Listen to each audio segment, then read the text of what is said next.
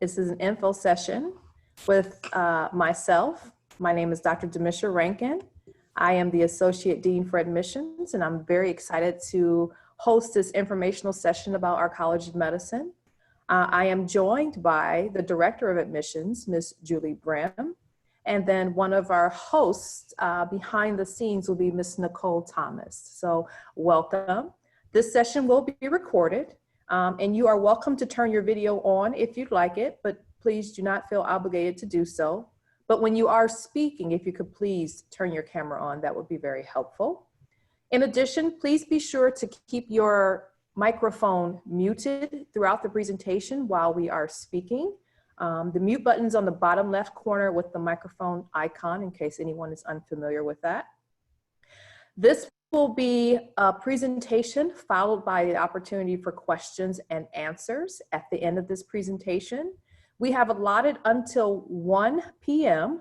To be able to answer your questions, but I want to remind you, I want to advise you to be thoughtful in your questions, as I will not, and we will not answer very specific questions about a particular application, but instead more general advice and guidance during the entire admissions process.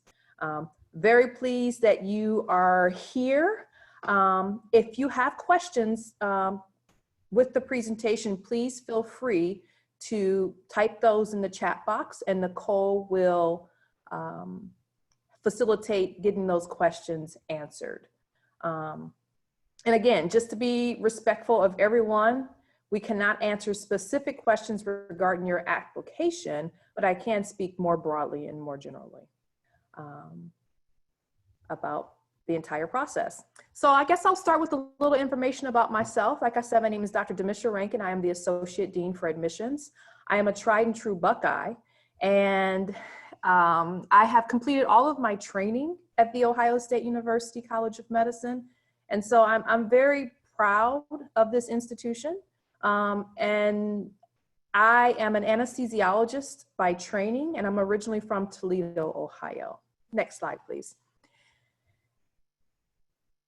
And so today we will be talking about the Ohio State University College of Medicine and the Wexner Medical Center and applying to Ohio State. And so I know a lot of you may be very curious about changes due to COVID, as well as the requirements and recommended work. And so we will touch upon that today.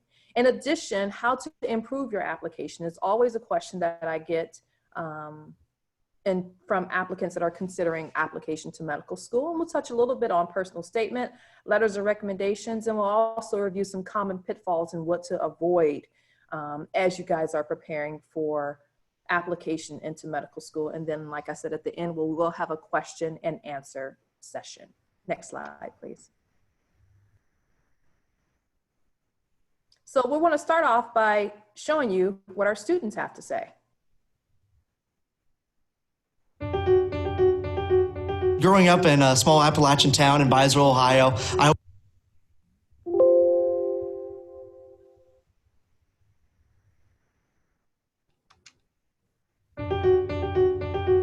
Growing up in a small Appalachian town in Byesville, Ohio, I always wanted to go to Ohio State. Once I made the decision that I wanted to go to medical school, I'm like, man, I would love to go to Ohio State. Within being here just a few months, I felt like I already had a network and a family, quickly became a Buckeye. Coming here on interview day, I was just blown away by all the fantastic people, the friendliness, the community here, the diversity here. So all of those things attracted me to OSU. I chose Ohio State's College of Medicine due to the diversity of the student body as well as the faculty. In addition to the curriculum, really getting us into the hospital setting early on so that we could start to apply some of the skills that we gained during our first and second years. There's numerous opportunities to grow, not only as a student, but as a future professional. I've been doing some procedures that usually first years do not get to do until they're in rotations in third year. I love the interactions of not only teaching from the faculty and staff, but the mentorship. Whether you want group mentorship or one-on-one interaction with faculty and staff, it's available. I have physician faculty to look up to who emulate those values of compassionate, humanistic patient care. I felt that there was an emphasis not just on becoming competent physicians, but being humanistic physicians that understand what matters to our patients and how we can benefit not just the individual, but our communities as a whole. Everybody's just so collaborative. It's really a team effort. Really, I'm super happy with the collaboration among my peers and myself. People here are proud to be at Ohio State, part of this culture of being a Buckeye. So if you were thinking, you know, I want that family feel, I want those close connections, I want those relationships, those personal connections with the people, look no farther than Ohio State. You found it, open yourself up to the idea, and I'm sure that you'll be grateful for it.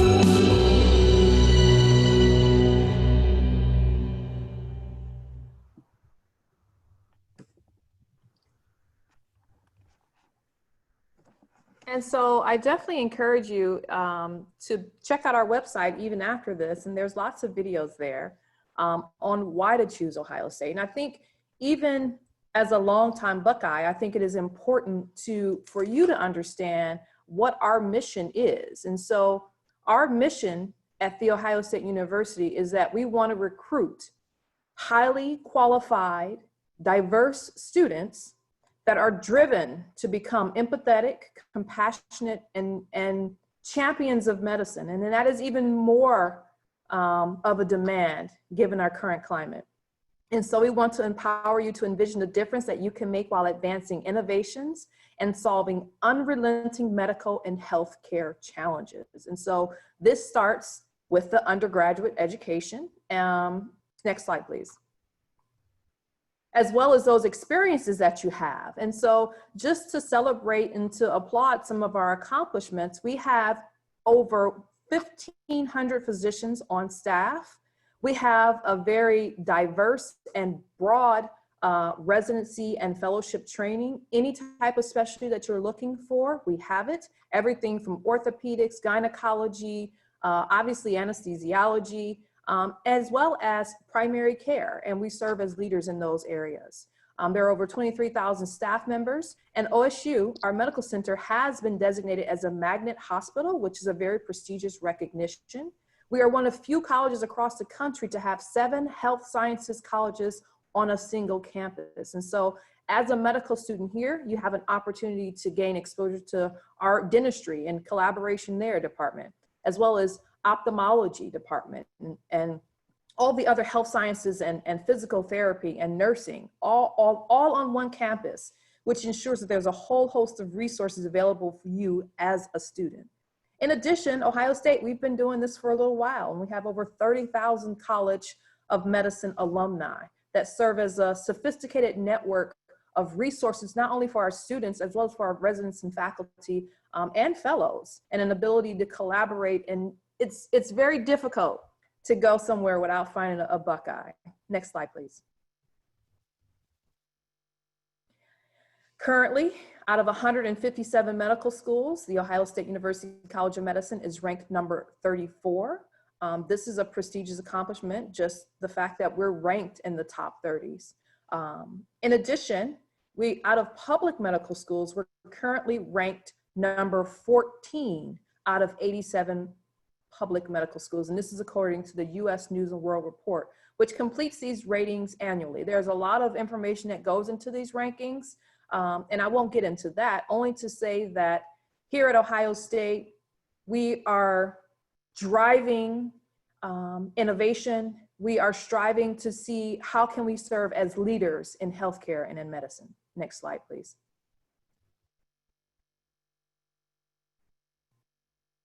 When we think about the entering class of 2019, so these are the students that came into our medical school starting in August 1st, 2019. This data will be updated this August, but we are very proud of the fact that we're serving as leaders when it comes to educating students both that are originating from Ohio as well as outside of Ohio.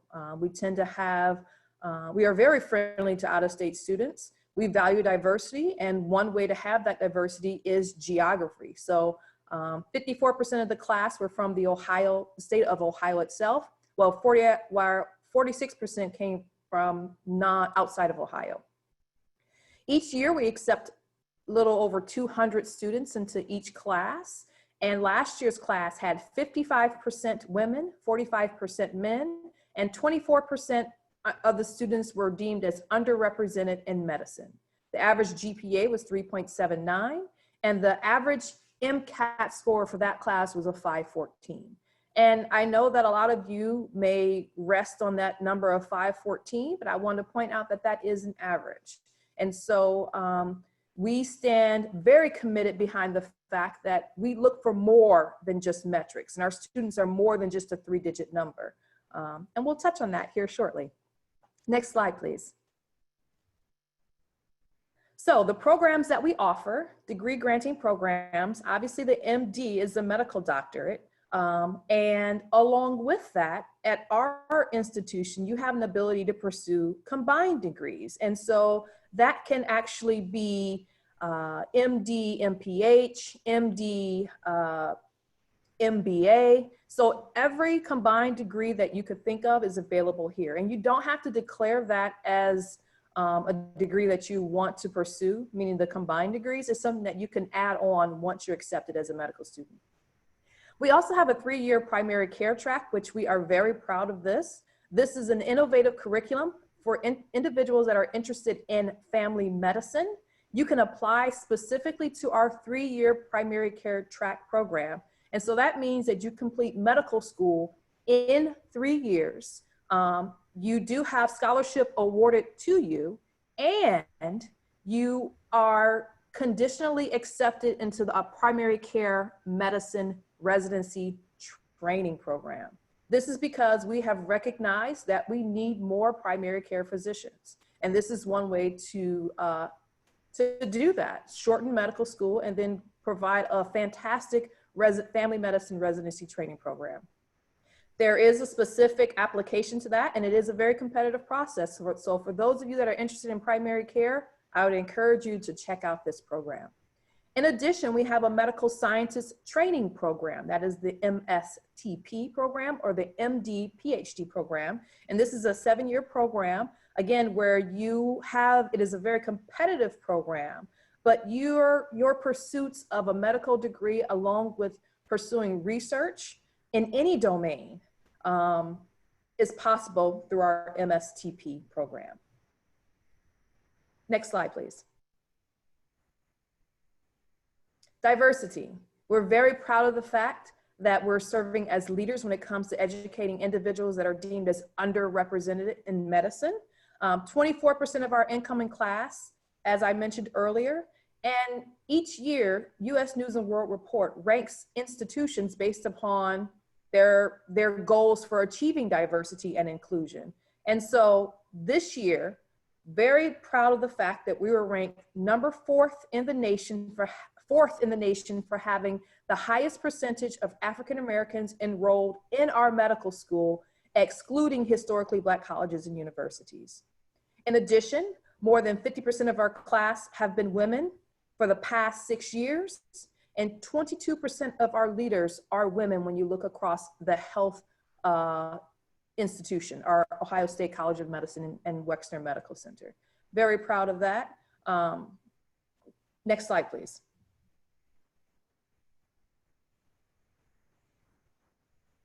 So it is important to highlight that The Ohio State University Wexner Medical Center is Central Ohio's only academic health center.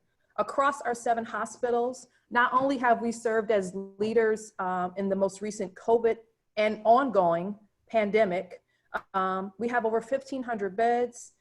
We have 9 multi-specialty centers. We have over 100 facilities. Our National Cancer Institute has designated our James Cancer Hospital as a comprehensive cancer center. Next slide, please. And I think this next slide should highlight some of that as well.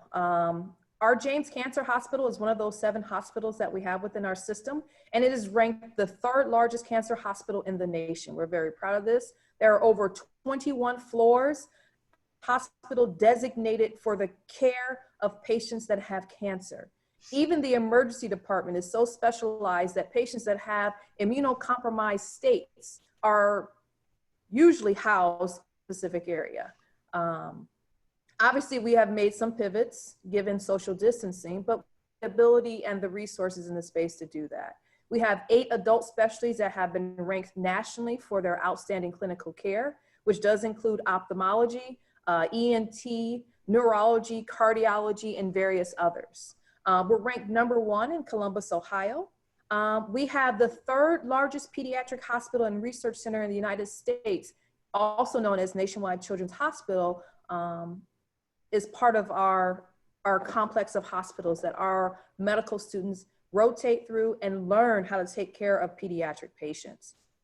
We have our brain and spine hospital, which specializes in neurological care of our patients and exactly those patients that have brain and spine injuries.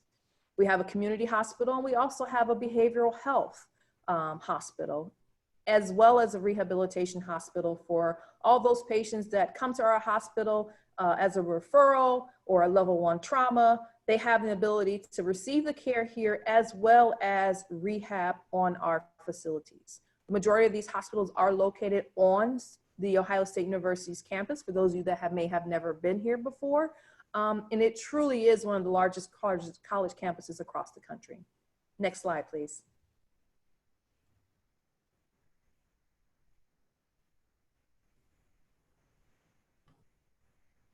Can you hear me okay, Dr. Rankin? Yes. Hi, everyone. I'm Julie Brim. I'm the Director of Admissions here at the College of Medicine at The Ohio State University. And I'm going to talk to you a little bit about applying to medical school. And I hope that you all are finding your way. For those that are applying this year, kind of our overarching theme for this year with everything that's happened is we all plan to remain very flexible. We're trying to minimize stress for applicants. So hang in there and we'll all get through this. Next slide, please. Okay, so let's talk about our coursework and letters of evaluation. So we have made some changes due to the pandemic. So for this year in particular, we will allow pass-fail coursework taken during this past spring 2020 term, including prerequisites. And in terms of online coursework and labs, we will accept online labs, which we don't normally do. We will accept those for this past spring 2020 and then also this current semester of summer. In terms of letters of evaluations, we have made a change. You're required, one of our requirements for letters is that you have a letter from a professor that graded you in a science course. And for this particular cycle, if you took that course pass-fail, that's fine in this particular cycle. Next slide, please. So MCAT and deadlines. As you all know, there were lots of MCAT cancellations this past year. So for this year, we are not requiring that you have an MCAT score to actually receive a secondary from us. We won't make admissions decisions until there is a valid MCAT score, but we are allowing you to get the secondary without it. We realized that there were lots of delays, and I don't know if any of you received the information this morning, but the good news is from AAMC that for those of you that have yet to take the MCAT, all of the dates that happen this particular season through September will be graded on a 2-week turnaround. And previously, I think they had only guaranteed that through mid-August. So even though it feels like things have been delayed, they're really picking up. There's still plenty of room. I think they said there's still 10,000 available spots to take the MCAT. So that's moving along nicely. But we want you to know you do not yet have to have your score in, but what you do need to do if you've not taken it or you don't have a score yet, when you fill out your application, there's an area to put in an intended date. So you want to make sure that you list something there so we know that you're planning to take it. And that would be whether, that would be even if you have a current MCAT score, but maybe have decided you want to shoot for a higher score. So make sure you put something in the intended date where that's applicable. We've also extended our deadlines. Normally our deadline for requesting a secondary is November 1st. This year it will be the 15th, and we're not requiring that you complete that secondary and turn it in until December 31st. Next slide, please. Okay, so our required prerequisites, and this is all on our website. We have a great website. If you go to medicine.osu.edu, all of this is on there. There's also a big section where we list all the things we've changed due to COVID, so make sure you stop by there sometime and check it out. So our prerequisites, we require 1 semester or a quarter of biochemistry. We require 1 year of biology. We require a year of general chemistry with lab. We require 1 year of organic chemistry with lab and 1 year of physics with lab. And we realize there are some schools that say, for example, only offer the second semester. So if you're at a school that only offers that second semester, you can always check with us, and generally that can be approved if that's all your school offers. Okay, so recommended pre-med coursework. In addition to those, there's lots of courses that are helpful to take. Anatomy is helpful. Any sort of writing or speech class that emphasizes written and verbal communication, especially important in the social sciences area, psychology and sociology. There's a section on the MCAT that's about the social determinants of health. Having that experience in psychology and sociology, very valuable. Of course, the humanities, any courses that focus on diversity, whether that's culture, history, populations, and then ethics is always helpful as well. Anything that addresses issues related to moral behavior, meta-ethics, and that sort of thing. Next slide, please.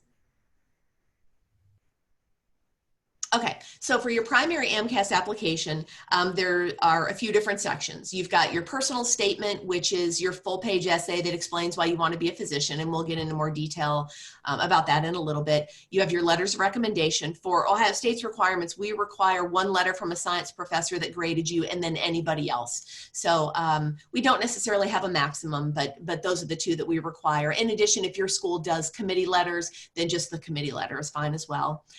We list spaces. You can list up to 15 separate experiences. You can categorize those as leadership, research, community service, shadowing, etc. So make sure you take special care when you're filling those out to both portray all the details that you did. Don't be afraid to put details. For research, don't be afraid to put the specifics.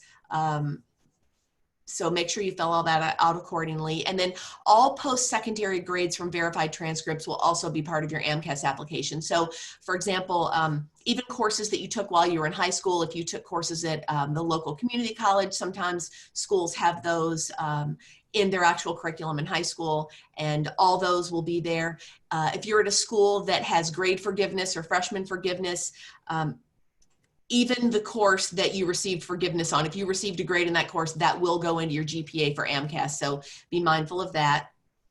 Again, this year you don't have to have a completed MCAT to apply, you just need to have it before we make the admissions decision. So make note of that, and remember, put something in your intended date.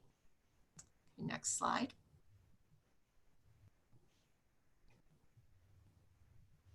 Okay, so tips on choosing which schools to apply to. This is an area that's very important. You know, a lot of people may think it's an afterthought, but the things you want to look into, MSAR, which stands for Medical School Admissions Requirements, it requires a small fee for a subscription, but it's incredibly valuable. We have very detailed information that we're constantly updating on MSAR. It tells you about every medical school. That's where you could go see, for example, the percentage of out-of-staters, all those average scores. Hopefully, lots of you are familiar with that. It's found at AAMC.org. It's a part of that website. So no matter which state you're from, start with your in-state schools and your home school. If there's a medical school there, you want to make sure you want to apply to all of those schools. And then you also want to select schools where your metrics are in range when you look up those statistics in MSAR. But like Dr. Rankin mentioned before, remember those averages are averages. So even though our MCAT average is a 514, we have many above that and we have many below that. So don't look at a score like that and say, well, that's not what I have, so I shouldn't apply there. It's okay to select a few reach schools. You don't want all of them to be reach schools. You definitely want to pick quite a few where they're in range. And then after your state schools, again, select out-of-state schools that are friendly to out-of-staters. I always use as an example in Texas, if you're not a Texas resident, the University of Texas system doesn't take out-of-state students, so keep that in mind. And very important point, the average matriculant to med school applied to 16 schools. So that's quite a few schools. And if you feel there's something lacking in your application, if maybe you think you don't have a lot of experiences or your MCAT or your other metrics, your grades are not what you would hope they would be, you really should consider 30 to 35 schools. You want to cast a broad net. Ideally, you only apply one time and you pick all those schools, and we know it's expensive, but I always say to people, it's more expensive to do it twice. So try to bite the bullet and cast a wide net the first time. Okay, next slide. Okay, so submitting your application, those deadlines do vary by school. I think many of us have extended our deadlines this year. And again, our deadline is November 15th to request your secondary and December 31st to turn it in. And again, those secondary applications, not every school has them. We have one. They're kind of school specific questions. There's usually essay questions that are asked. And it's very similar to you having filled out the Common App for undergrad and then getting the secondaries from individual schools. Again, our deadline has been extended to December 31st, and our fee for our secondary is $80. And just as a reminder, with everything that's happened with COVID this year, you may or may not have noticed that the AAMC have increased the fee or the ceiling to fill out a fee waiver for submitting your MCAS application. It was 300% of the poverty level. It's now 400%. We encourage everyone who thinks you're even close to that to fill out that fee waiver. Based on their data, they think there are many, many people that don't fill that out because they think they won't get it. But just as a side note for Ohio State, if you get that fee waiver with your MCAS application, we honor that as well and don't charge you anything for your secondary. Slide.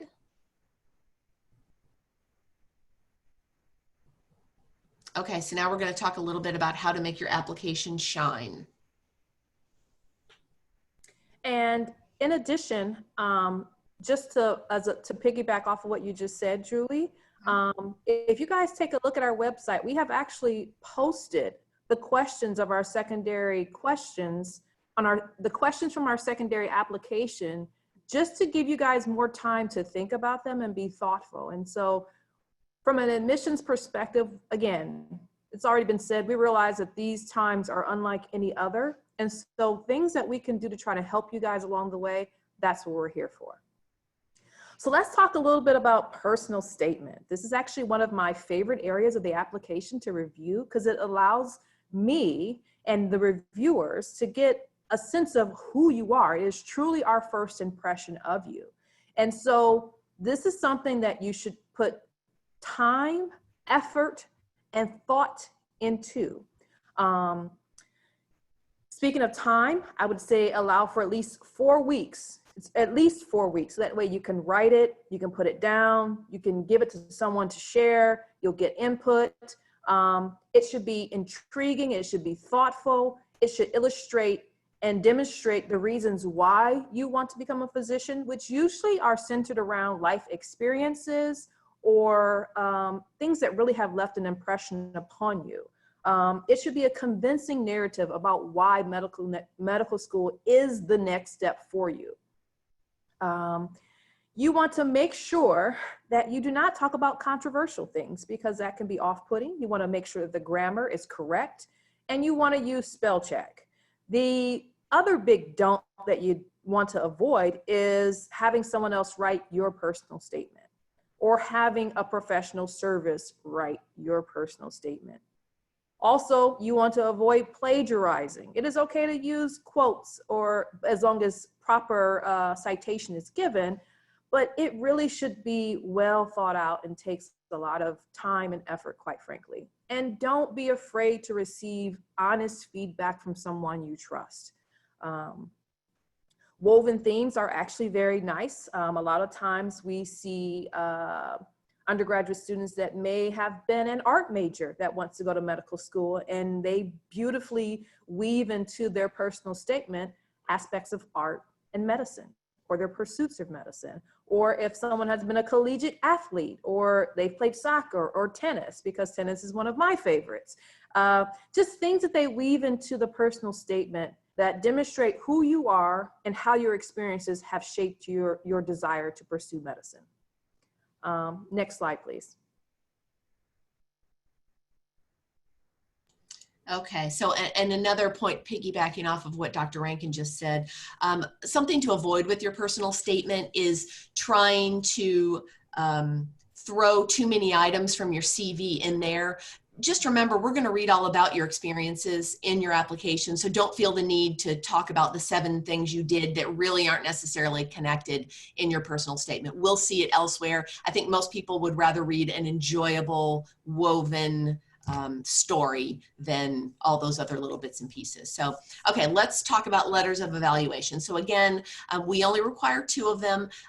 Besides that person that graded you in a science course, don't be afraid to ask supervisors, managers. We love getting a letter from an English professor. I mean, if you had a wonderful creative writing course or somebody that you really connected with, absolutely, we love seeing those letters of recommendation. It doesn't just have to be about how you did in biochemistry or general chemistry. So, you know, feel free to reach out to those people. I would stay away from people that you have an obvious relationship with, because that can tend to be obvious in a letter. And I would also be sure to give them guidance about what you want to talk about, whether it's your self-directed learning, examples of your perseverance, of leadership. One of the most important things you can do when you are asking someone to write you a letter of recommendation, there's actually 2 things. One, you always want to ask them in person. Now, that being said, things are obviously very different than they were just recently. So you want to either reach out to them on the phone if you can't go see them in person. This should be someone you have a relationship with. And it's very important to ask them if they feel comfortable writing you a positive letter of recommendation, because, you know, there are instances where you may think you have this fabulous relationship and maybe they don't see it that way. So by you asking them that, if they hesitate at all, give them the out and say, thank you very much. That's okay. It's probably not a letter you would want. So always ask them if they can write you a letter that's positive. So this first example that's up here, I like to show people, to whom it may concern, I've known whoever this person is for 5 years. They took 5 biology courses. They also conducted research with me in my lab. Feel free to contact me by phone. As you can see, this is not an ideal letter. There's not much to it. That's not to say that a letter needs to be really long to tell us wonderful things, but when we see a letter like this, it's fairly obvious there's not a relationship there, and they're just kind of regurgitating. They took these courses and these are the grades that they got. So let's take a look at another letter. Okay, here's another one. Another pitfall that tends to happen. This is someone who got a letter from someone they did research with about chemistry.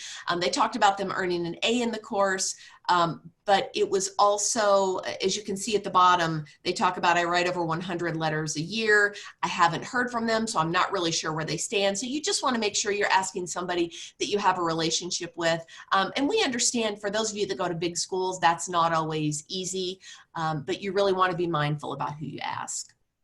And let's take a look at the last one. I think there's one more letter.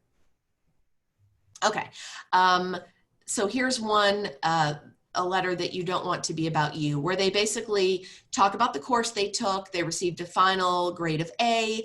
He would occasionally come to my office hours. Based on a good performance, I give him a recommendation. But again, it's clear that there's not a very in-depth relationship there. So better to have 2 letters that are really fantastic than 8 letters, 4 of which are so-so.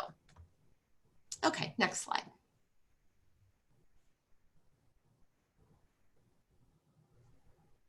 So let's talk a little bit about holistic review. So as I mentioned earlier, and Nicole, I think we will have to have that black box. Thank you, go away. As I mentioned earlier, we see our students and individuals that apply to our medical school, you are more than just a 3-digit MCAT number, okay? And so we use what we call the holistic review. And so the AAMC definition of holistic review is that it is a flexible, individualized way of assessing or evaluating an applicant's abilities with balanced consideration given to experiences that you have, that we kind of talked about, attributes, as well as your academic metrics. So we call this the EAM. So experiences, attributes, and metrics. And so this is how we consider students that should be matriculating into our medical school. And so this bar graph is a demonstration of an overview of our process. So we receive our applications, and all applications are sent to the screeners. And so the screener's responsibility is to review your application in depth. And so we're very proud of that. And so along the way the applications are sorted at that point is there's a pile that is slated for invite to interview, And then there are others that are do not invite. And so the do not invite is actually pretty rare. And so I can honestly say that medical school is a very competitive process, and we have far more applicants than there are spots available, which is why it is essential for you to make sure you put the time and effort into your application. So we will invite approximately 600 students, and those students are interviewed by the admissions committee. And it is at this point, because the screeners have already identified each candidate as having the metrics, experiences, and attributes, we then remove the consideration of metrics for the people that are interviewing you, because we believe it is important that they evaluate your experiences and your attributes and the properties and the qualities that you will bring to the class. Your metrics are then added back in at a later point for evaluation of everyone in total, and then offers are made to either accept the student, defer to the wait list, or say, no, thank you. And again, that's a very challenging process as well. So in summary, we use a holistic review, and it is important, your experiences, your attributes, and your academic metrics, which include MCAT and GPA, which is also inclusive of GPA trends. And so we realize that not everyone hits the ground running their freshman year. There can definitely be an adjustment period that may be needed, and we don't hold that against you.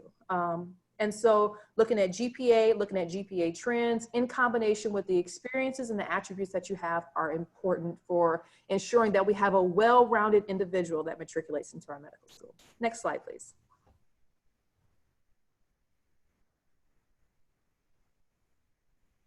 Okay, so let me talk a little bit about experiences. So we want you to pursue opportunities you're interested in, not what you think admissions wants to see. Lots of people will say, how many hours of community service should I have on my application? And we're not looking for a number. We're looking for people that enjoy giving of themselves. Community service is very important to us. I tell people, if you're not interested in serving others, you're not going to be very happy being a doctor, because you're living your life in service to other people. So those are some experiences we really like to see here at Ohio State. You want to look for healthcare related experiences. That can be volunteering at a free clinic. It can be shadowing, which we understand, again, right now, with what we're in the middle of, there's not a lot of that that's going on, and there are probably many of you out there that had lots of things scheduled for this spring that were not able to happen, and we get that. So again, when we're looking at your application and we see those gaps, we know that everyone's going to have those gaps. Working at a hospital, working in an ER, at a homeless clinic or an extended care facility, those are all really great healthcare related items. I like to tell people, when we're reading your application, we're looking for two things. We want to know that you can do the work, which is where your metrics come in, but also, just as importantly, we want to know that you understand what it is to actually be a doctor, which is what all these healthcare related experiences show that you know, whether it's patient transport or you were able to do, take people's vitals, anything like that, that helps us understand that you know exactly what this is about. Realizing we're going to teach you most of it later, but that when you say you want to be a doctor, that it's a well thought out decision. Leadership. You can demonstrate that in work, in your community or school organization. That doesn't mean you had to be president of an organization or secretary or an official title of an organization. Lots of things are leadership. If you worked in a lab and you trained new people in the lab, that's leadership. If you led a Bible study, that's leadership. There's lots of things that are leadership, and make sure you set those apart in your application. Even though something was research, it's fine to have a separate experience. For example, if you did train those people, to talk about that as a leadership position. We like to see multiple instances of leadership in applications. And then again, research is great because as a physician, you need to understand how to read and interpret research. But that being said, there's lots of different kinds. It doesn't have to be pipettes. It can be data mining. It can be data analysis. There's lots of different ways to learn things about research. I like to tell people it's great to have multiple research experiences. If you just have one, that's fine also, but what we'd like to see added in there is maybe a poster presentation if you were able to do that, or some people are fortunate enough to be able to work on publications. that's not a deal breaker by any means, but if you have it, even if it's not published yet, just having the ability to be able to work on that or under someone, that's incredibly valuable too. And in terms of those experiences, if you're not sure where to turn, we just want you to do things that you enjoy. If you like working at your local food pantry, then that's a wonderful experience. We make sure that the things that you did in high school, we don't really look at, and we wouldn't want to see those unless it's something that you've continued to do. Let's say you worked in that food pantry and you've been doing it since you were, 14 years old. That's fine. Include it, and we want to see all of that. But again, also look for those experiences where you're doing more than one thing. If you're volunteering at a VA hospital, that's volunteer service and it's medical. So look for those things where you're going to get more than one experience. Okay, next slide.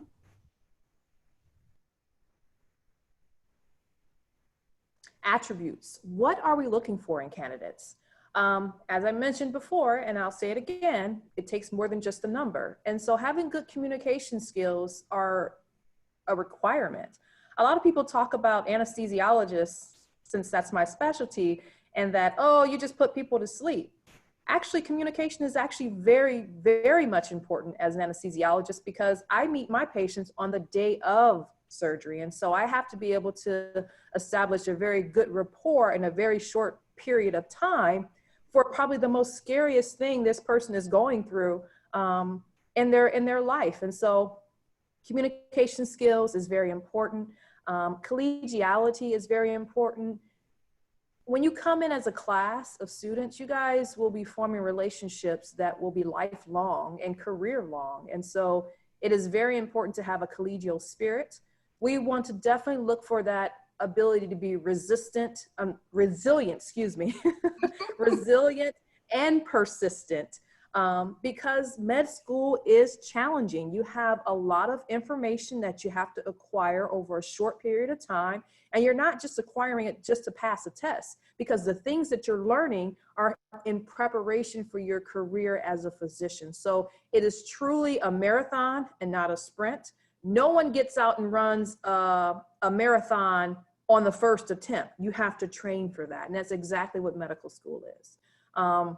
We definitely want individuals that are going to be compassionate, that is going to be service oriented, culturally aware, and willing to be a leader in that regard. Critical thinking is very important, because that's what we do. We solve problems, and you have to be able to think and reason and read literature and take this into consideration to come up with the plan, because medicine is truly an art. And so it's a combination of both sciences and skill and tact. And so all of these attributes are very important. And so we look for these manifestations of these attributes in the experiences that you've had and what you communicate to us in your personal statement.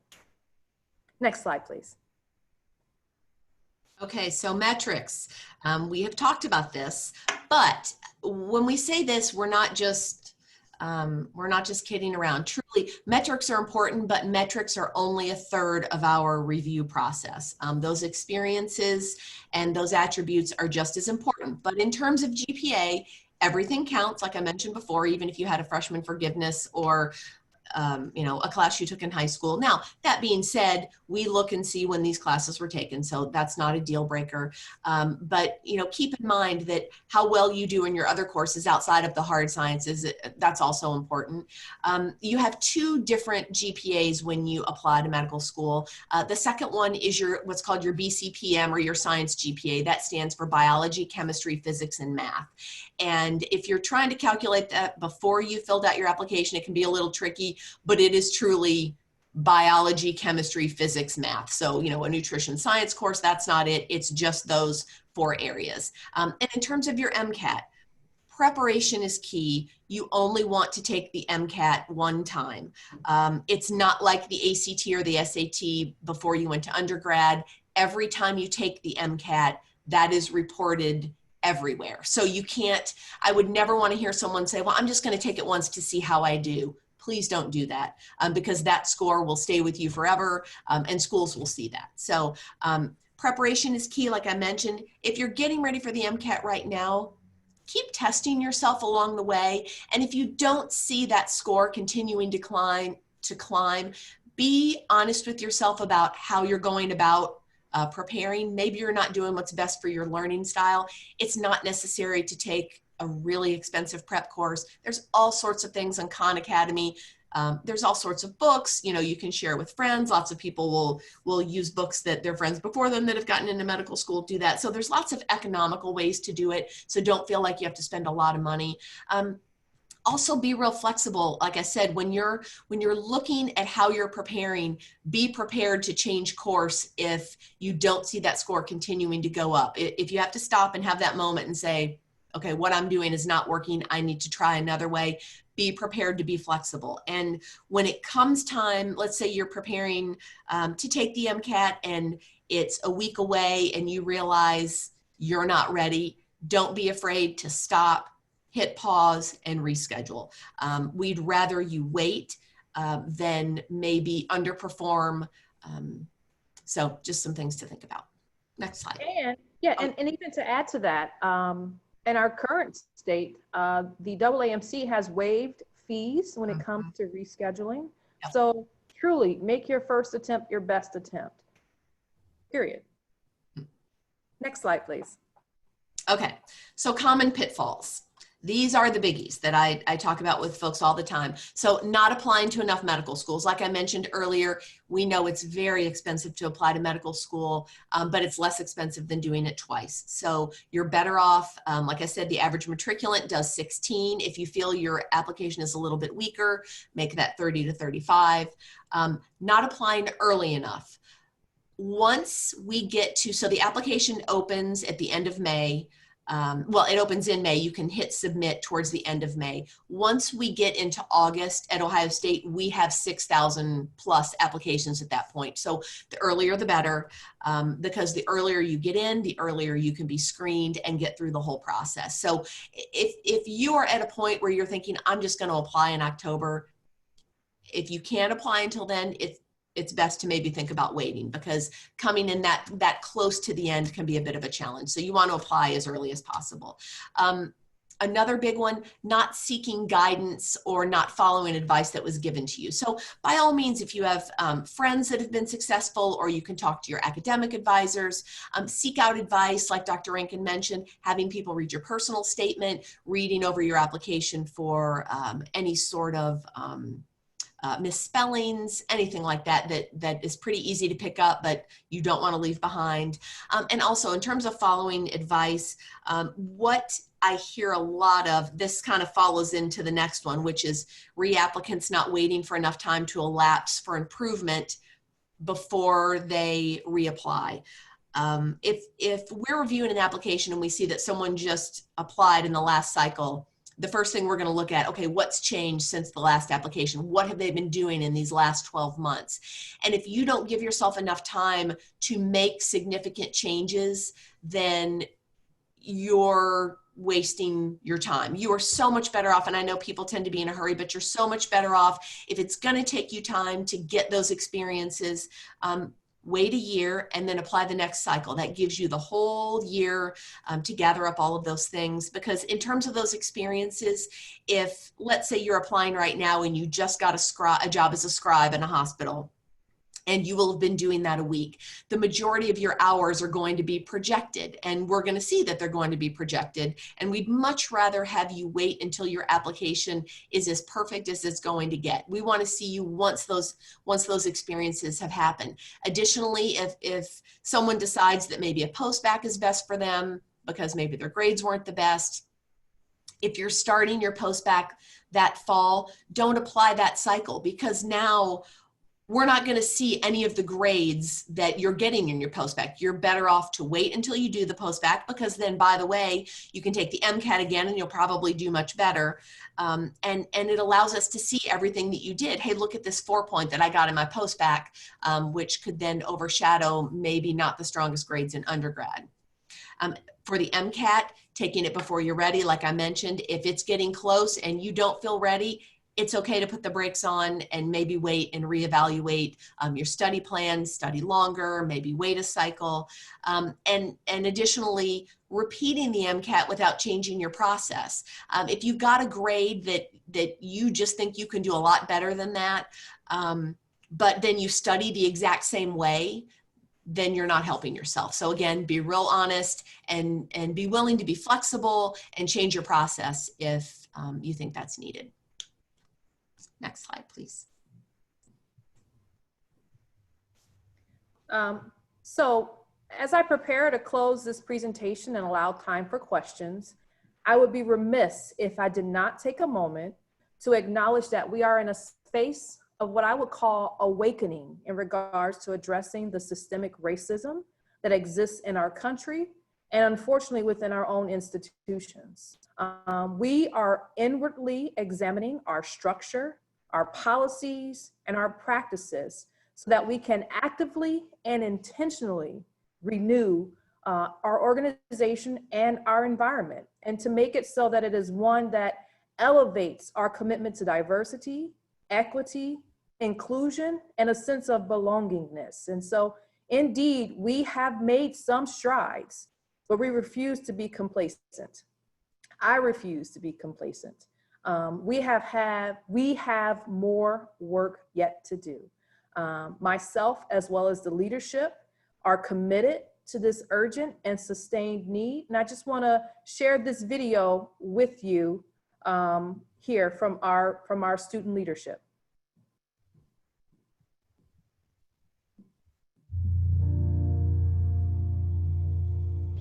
For all of those who came here today to boldly answer this communal call to action, we kneel today for 8 minutes and 46 seconds to symbolize the 8 minutes and 46 seconds George Floyd was pinned down while a police officer kneeled on his neck. We kneel today to say that silence is betrayal. We kneel today to loudly and emphatically exclaim that the outcries of marginalized voices will no longer fall on deaf ears. Systemic racism is a weed that has never been uprooted. Every couple of decades, we as a society just trim its leaves. So Buckeyes, what does a weed do when you don't kill it? It grows. We kneel today to acknowledge that police brutality and systemic racism are not political problems. They are public health crises just as alarming, just as devastating as the COVID-19 pandemic. We kneel today as Ohio State Buckeyes who affirm that we will not turn a blind eye to the problems that have been plaguing Black and brown communities for decades. It is our job as the Ohio State Buckeyes to build the community that we want to see. That's why we must kneel.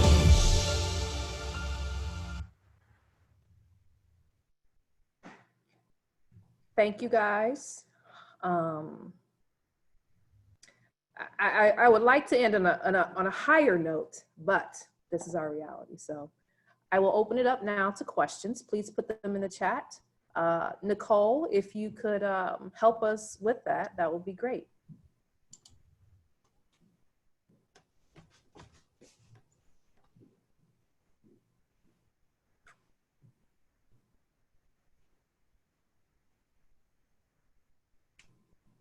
Oh, here's one. I can address this one. There's one about what's your opinion on graduating early from undergrad to apply to medical school? I took college classes in high school and was considering graduating early for my bachelor's degree. Do you recommend that? I wouldn't say we recommend it. It's not something you need to do. The same thing with, we do get a lot of questions about, should I do an honors degree? we don't want you to feel pressure to hurry things along. If it's something you feel comfortable doing and that's part of your schedule and that's what you plan to do, that's fine. But I don't want anybody to feel that you get a leg up by finishing early. You know, there are lots of people that were able to do a lot of credits in high school, and so they can skip a year, which is a great way to save money in college. But I don't want anybody to feel pressured that that without that, you're going to look less than. So it's great to see, but certainly not required. Okay, so I'll open up the chat as well. Let's see. I'm glad we got the black box taken care of. I'm not sure how that was occurring, but it's gone now.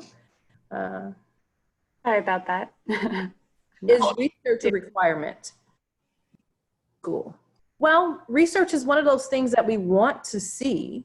And it does not have to be limited to the sciences. It can be in math. It can be in statistics. It can be art. It could be music.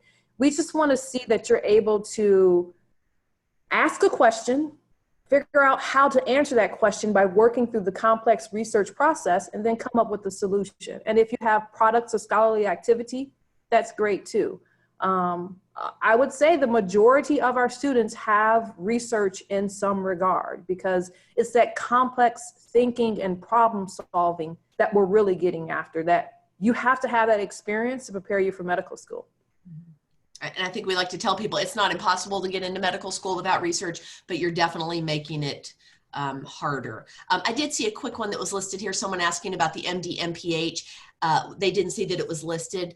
We are really, really flexible here at Ohio State with any of those degrees. We have 2 people that were gone this year that are just doing a 2-year science master's, our master's in science. So even if you don't see it listed, we're very flexible with that. And it's not something you have to commit to when you apply. You can decide in your 2nd year of medical school, hey, I think I want to do an MPH next year. And then you apply just like everyone else would. And we are very flexible about signing people out for leaves of absence to go do that other degree. When will application evaluation begin this year? We are slated to receive the verified applications from the AAMC in July. And so once you submit your, July 10th, I believe is the date, correct, Julie? Yes. And so once we receive your application, then you're then sent a secondary application. And then once you complete your secondary application, that's when it will go into the screening process.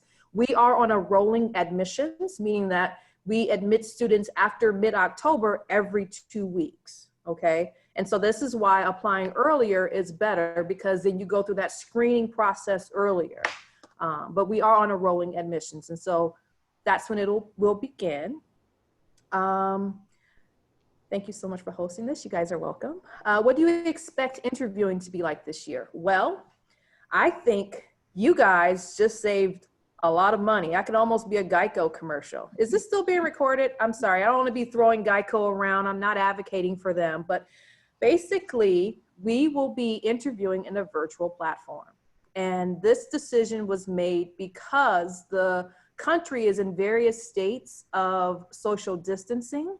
And so out of respect for students that may be in areas that may have travel restrictions versus those that don't, we made the decision, like many other institutions, to make it virtual. And so I think for students, that means that you guys get to save money because you won't be paying for travel, you won't have to rent, you won't have to get a hotel, you won't have to do those things. But I think it will be definitely more challenging for you, especially if you're not from the Central Ohio area, to get an understanding of what it's like at various institutions. And so I think it's going to be very important to apply to your home institutions and your state schools, because you may have an ability to visit those locations even if you don't have a formal interview in those locations. And so it will be virtual. We're looking forward to it. I know that Zoom has been, prior to March, Zoom was not even in my vocabulary, okay? And so I know that a lot of individuals have become familiar with this. And so this is what I guess you guys can expect, especially specifically from our school, and in communications with other associate deans at other medical schools. A lot of schools are making this pivot as well. Here's a good one. DeMedical students at OSU have the opportunity to complete research throughout the 4 years. Yes, there are some times that are better than others. The summer between your first and second year, we have a host of opportunities. We tell people we have more paid research positions than we have people to fill them. So we have lots and lots of opportunities throughout Ohio State.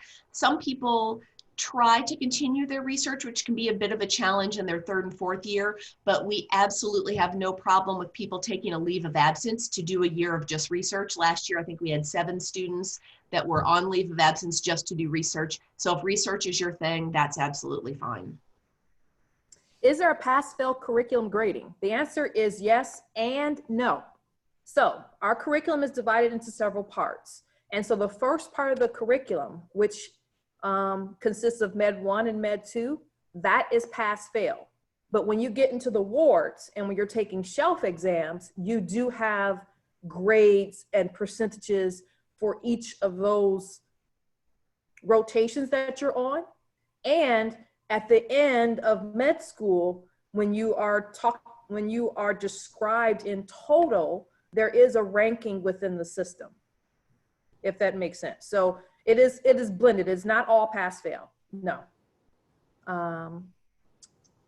Thank you so much. When applying as a non-traditional applicant, see, I knew I was going to move too fast there. Just one second.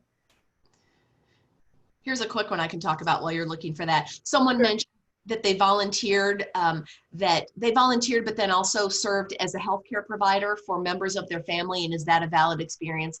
Absolutely, that's a valid experience, and we would expect you to write about that.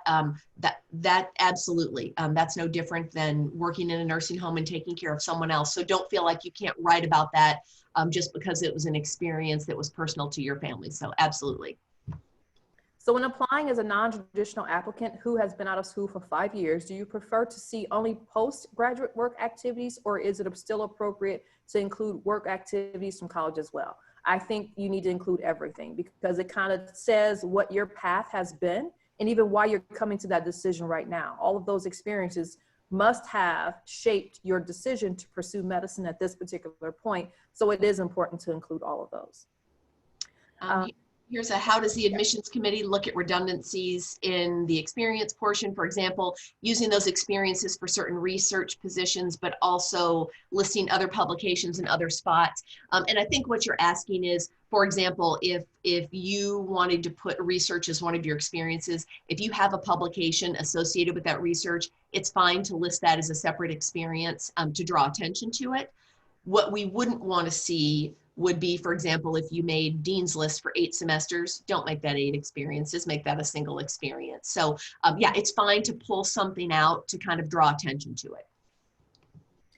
So I have a question. In what order is the application reviewed? So the application is reviewed once the secondary has been received and based upon date. And so that is when it is sent to screening.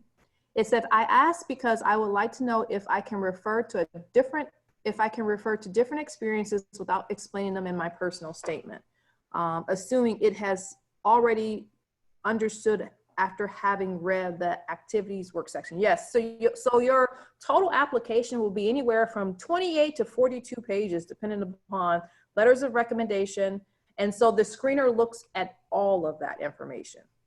And it says, part 2 of the question says, are applications reviewed without MCAT scores? No.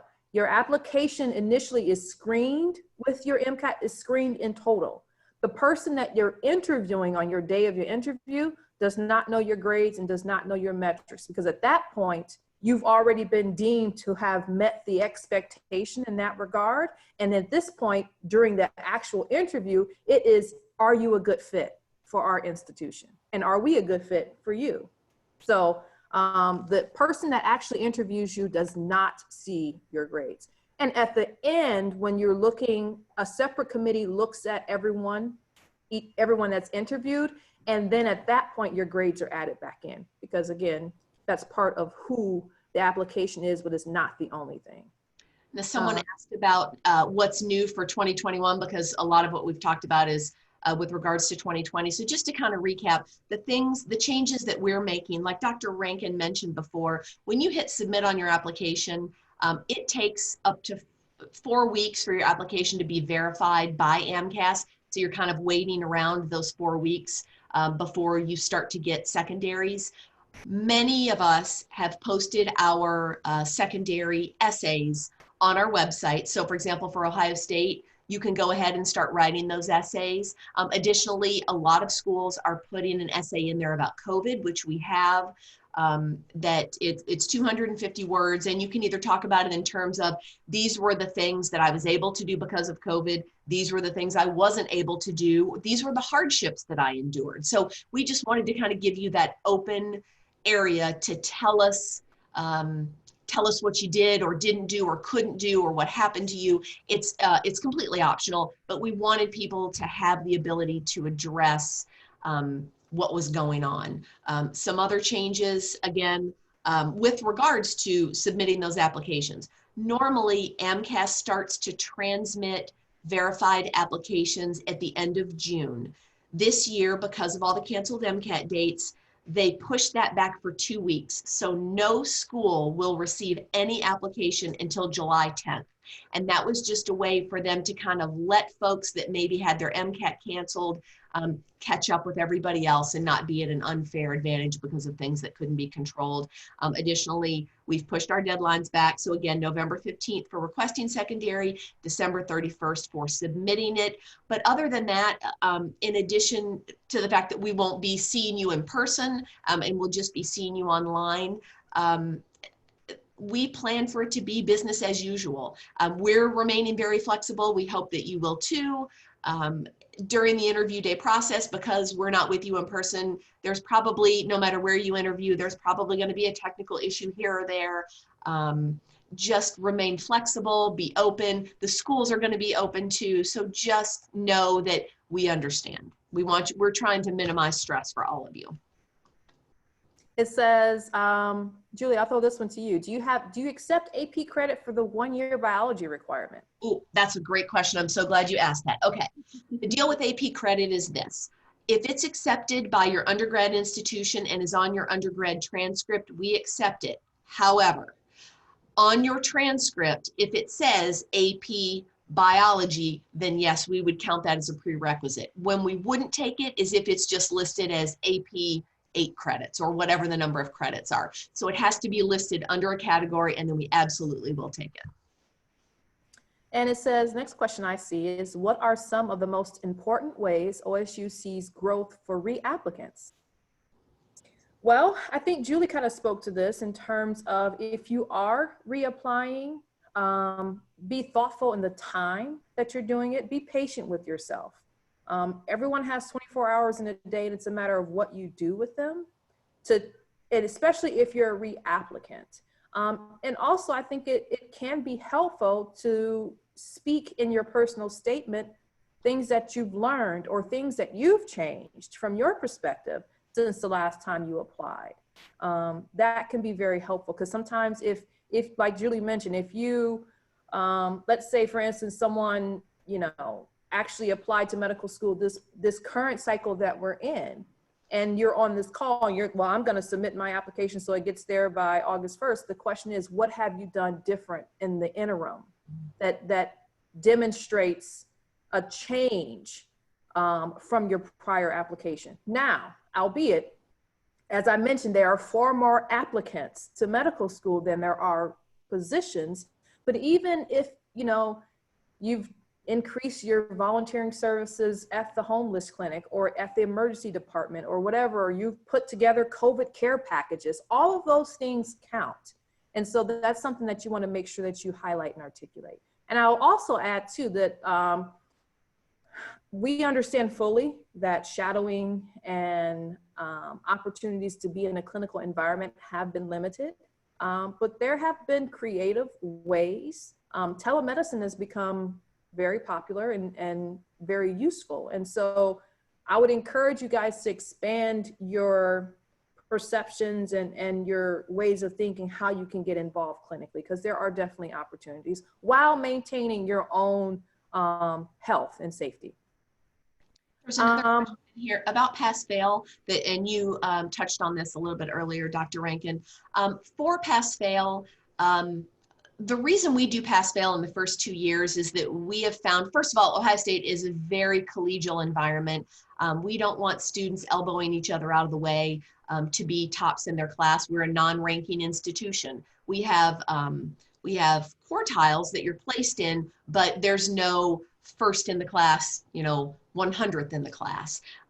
We want you to be collegial with each other. We want you to feel comfortable helping each other, which is why we made those first 2 years pass-fail. And as most of you probably know, step 1 now will be pass-fail. So it just kind of lowers that stress a little bit and hopefully makes it a little easier for you to just take it all in. Do we have a preference for in-state versus out-of-state? No, we typically aim for 50-50.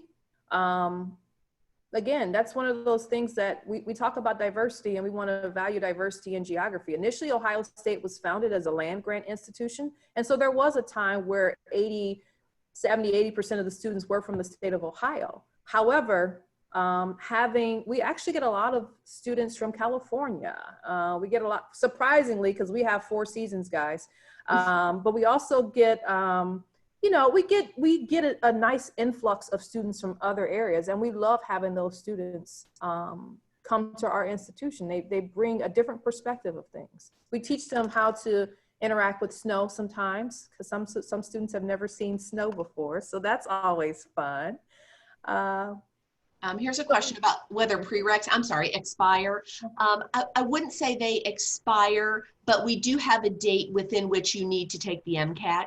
For this cycle, we will accept MCAT dates from January 1st of 2017 through this entire cycle. So it's a little over 3 years.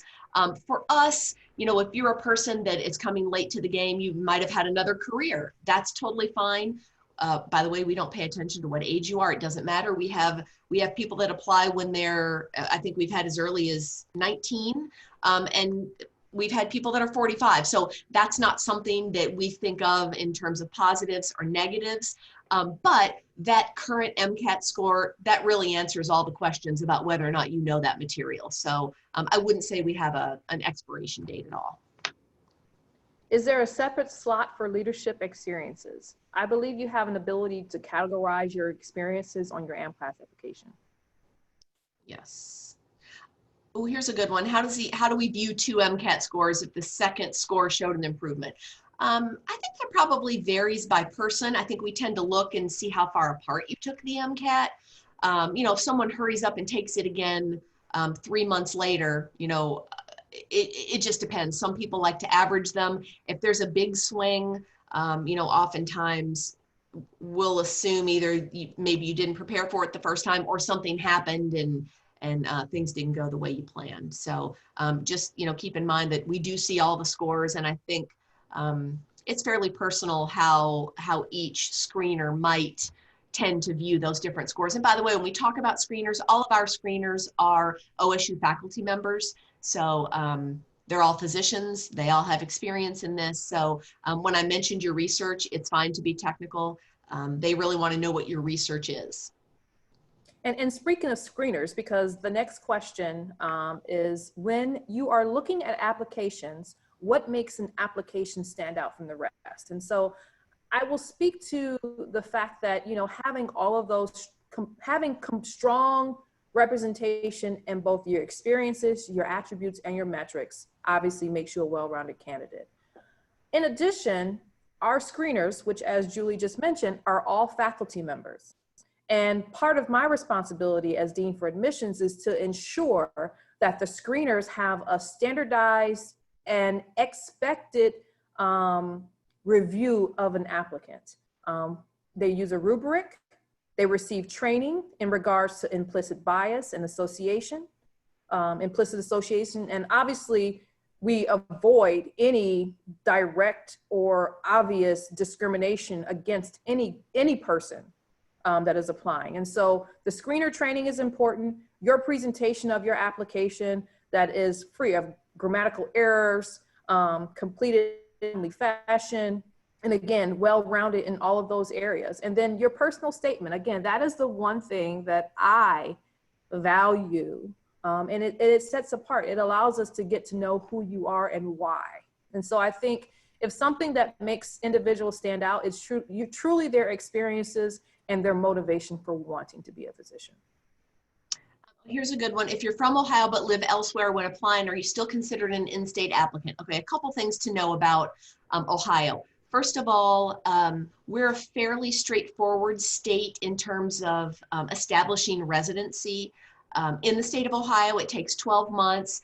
There's definitely work to be done on your part, but it's fairly straightforward. And I think most of our students, when they're Med 2s, I think it's over 94% of them are considered in-state by the time they get to Med 2 and Med 3. It takes that 12 months. Be aware when you're applying to other states what that process is. There are states where it's much, much harder to get residency, and when you're evaluating the cost of med schools, you need to compare that cost of attendance, not just tuition, but the cost to live in that city and do all of those things. But additionally, for those of you that are from Ohio, there's a program here at Ohio State. It's called Forever Buckeye. If you graduated from an Ohio high school and then moved on and haven't lived here for, however long after that, you're always considered an in-state student if you graduated from high school in the state of Ohio. So even if you have become a resident of another state, we still give you in-state tuition because you went to high school here. Since interviews will be virtual, will the OSU Com interview more candidates this year, offer interviews earlier, or accept, defer, reject earlier? That will be a negative. There's still a process that we have to go through, and because we have been pushed back because of other deadlines, we want to ensure that we give the attention to every application that we normally would. And so thus we've extended our deadlines in terms of when we'll accept the last application. And so in addition, students within this application cycle may not have taken their MCAT yet. So to make sure that the playing field is going to be level, we will be respective of our existing or our adopted deadlines. And so that will be the plan. In terms of interviewing more candidates, that is going to be an interesting question, I think, because more students have an opportunity to interview virtually. I anticipate that there may be more fluctuations. And so we will plan to still interview the same number, but I think there's a potential for higher turnover because I would just urge you guys, everyone on this call that is considering applying to medical school, be professional, okay? Be professional in all your interactions and avoid last minute cancellations because there's a lot of prep work that the institutions are going through to make sure that they are pivoting to this virtual platform in a good, professional, consistent manner. Another note on professionalism. We didn't talk about this, but institutional actions. Everything that you do now can be, I guess, could have consequences. It is important to make sure that you are conducting yourselves in your dorm rooms, in your environment, in a professional capacity, because there are candidates that have, I guess, again, institutional actions, whether it's drunk driving or if it is assault or some sort of institutional action for cheating.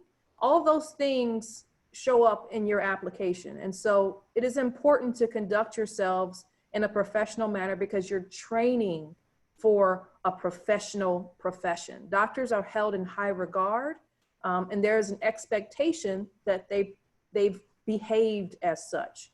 Along in that same vein, be careful of what you guys put on social media.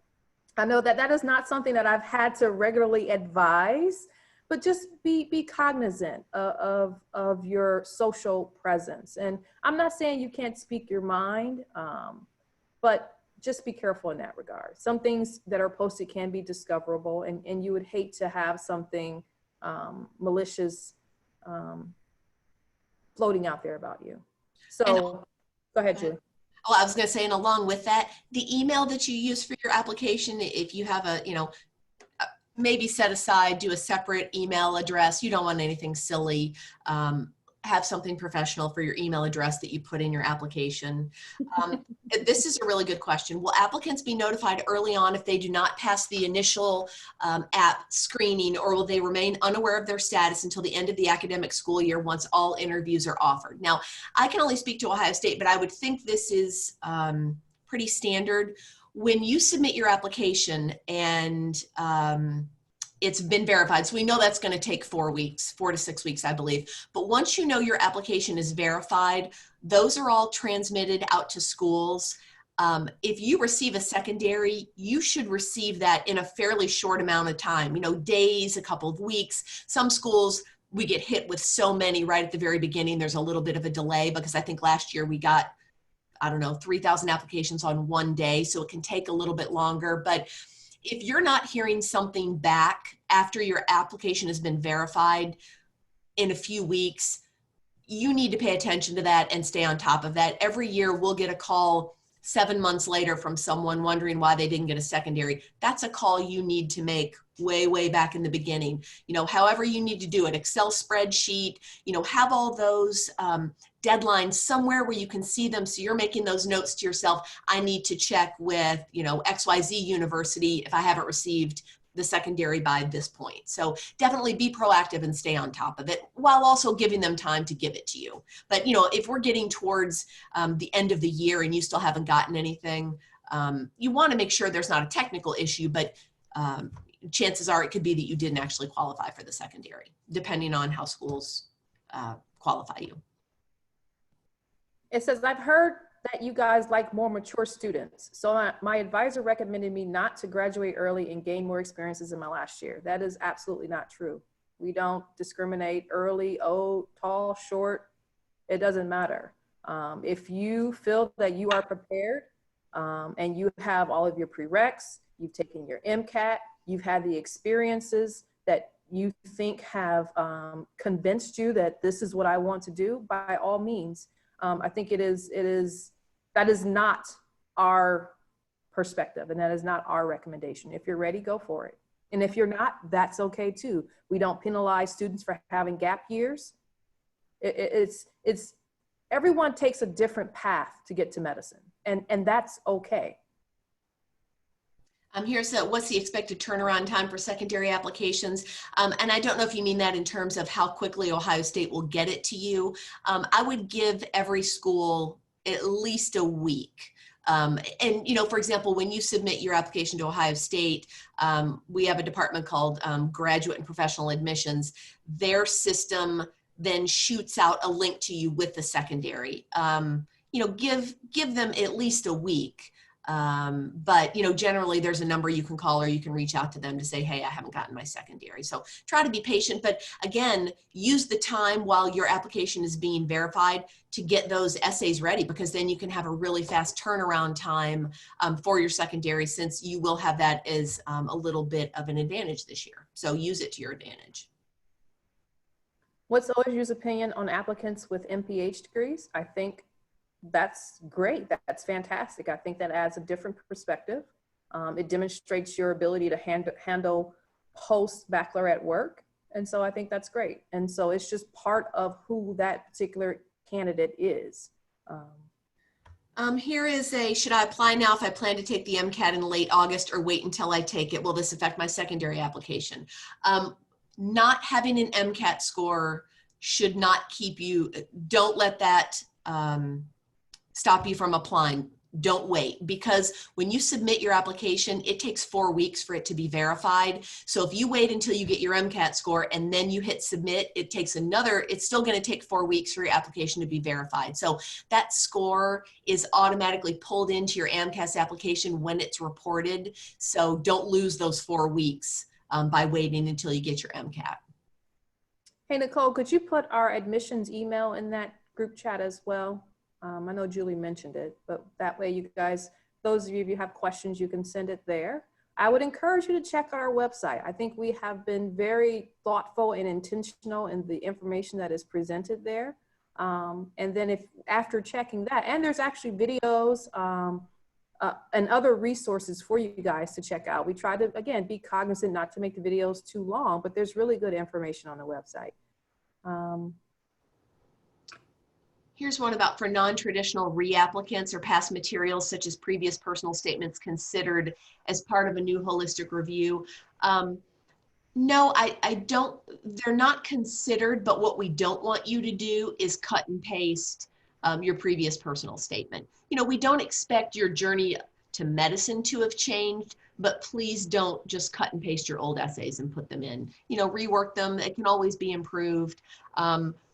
We don't want to see the same thing twice because that just feels like you didn't take the time. One thing we didn't mention too, I think given for letters of recommendation, giving your letter writers a good lead. Did you mention that, Julie? No, I didn't, and thank you. That's a great point. You want to give them at least 4 to 6 weeks. You don't want to spring this on someone. So give them at least 4 to 6 weeks and be prepared that they may ask for your CV or for your personal statement. So make sure your personal statement, you've put some work into that. So it's a lot of lead time, but it's all for a good reason. I think it's definitely important, again, when you're thinking about your personal statement, why do you want to become a physician and what experiences have shaped that? So if you have an interest in primary care but chose not to apply to the accelerated track, will your application to the regular MD be looked differently? No, absolutely not. We don't expect you to know that you want to follow in Dr. Rankin's footsteps and be an anesthesiologist. We expect that, you know, we don't expect that because you haven't had that experience. And it's okay if you don't know what you want to do. And guess what? You probably will change that once you've had some experiences. So that's okay. You can still do primary care if you apply to the regular MD program. Here's a good one. My advisor told me not to take pass-fail classes in light of COVID before med schools announced that they would accept pass-fail. Will there be forgiveness for grades earned this past spring? If by forgiveness you mean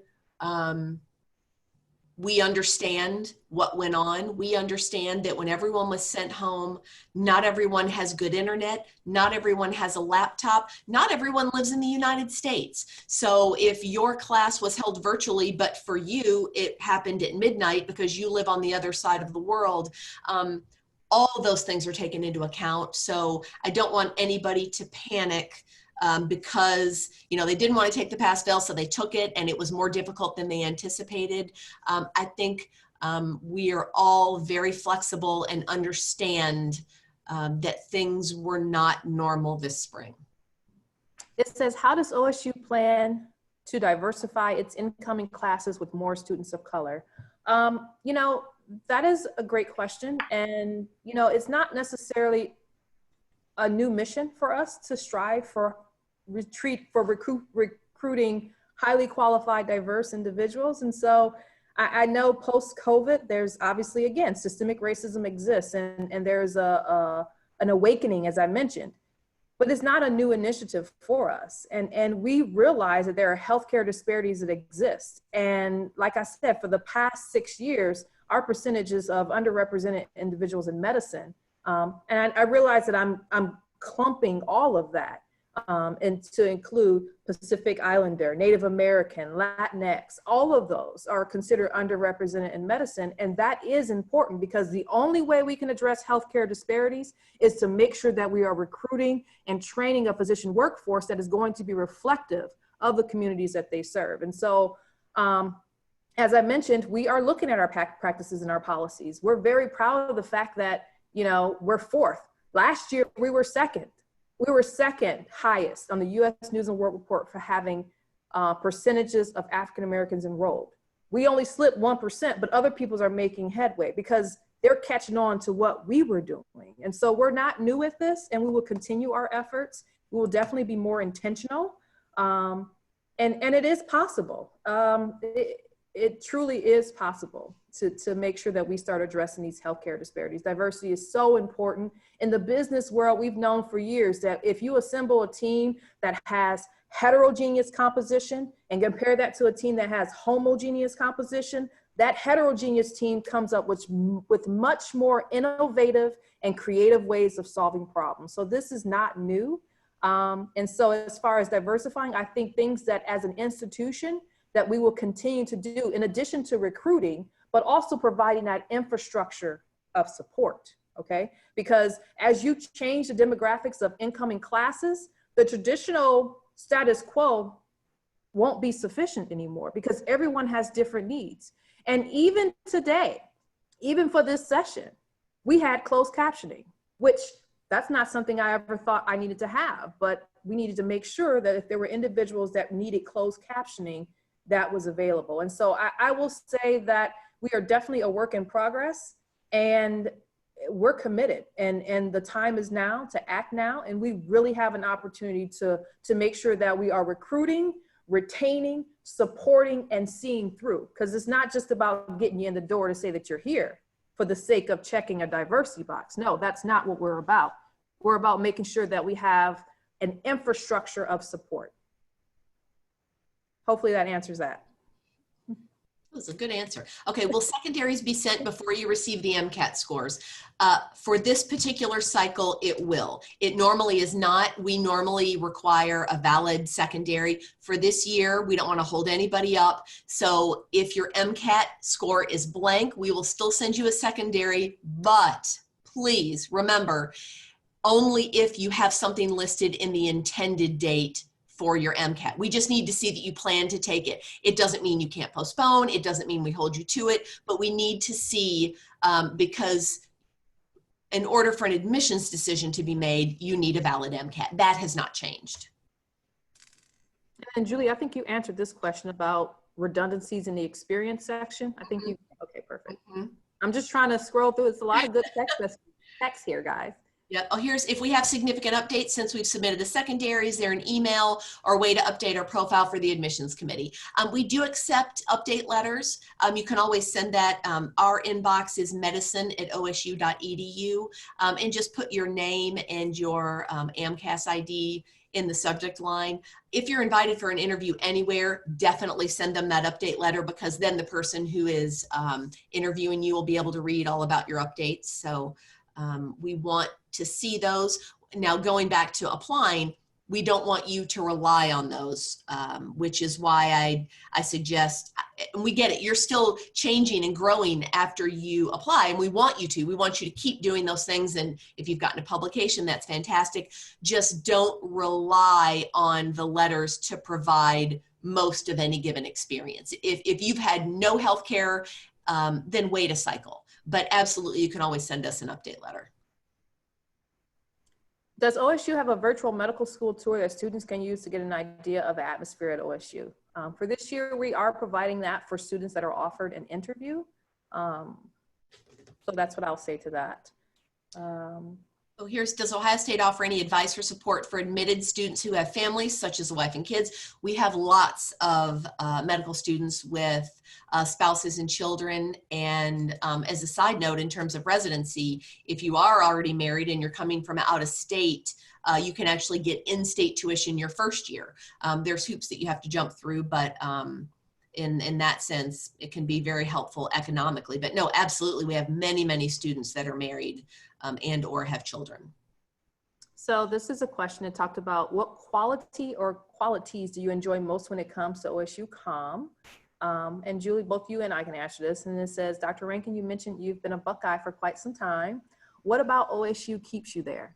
I will simply say it is the culture, the opportunities for growth, the support that I feel.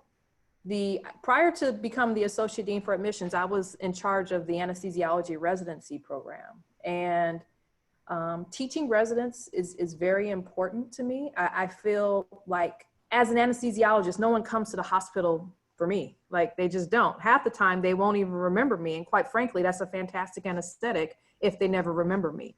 But the way that I'm able to find impact is interaction with my medical students and with my residents, because I'm able to watch them come into the hospital as bright-eyed interns, and they have no clue about anything. And it is so awesome to watch them grow over time.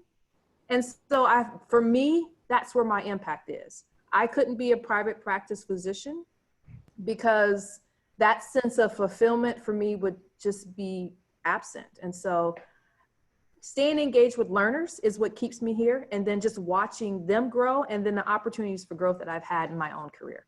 Julie?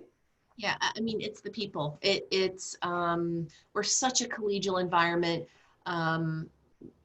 just we're givers. I mean, it's the relationships with the med students, with the faculty.